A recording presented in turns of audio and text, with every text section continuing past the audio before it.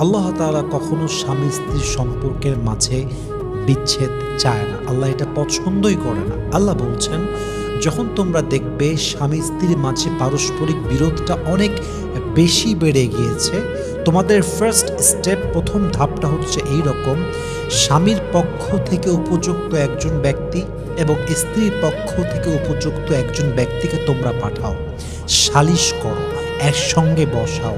স্বামীকে বোঝানো হবে, স্ত্রীকে বোঝানো হবে, একটা মিউচুয়াল আন্ডারস্ট্যান্ডিংয়ে আসার জন্য বেস্ট লেভেল থেকে ট্রাই করতে হবে।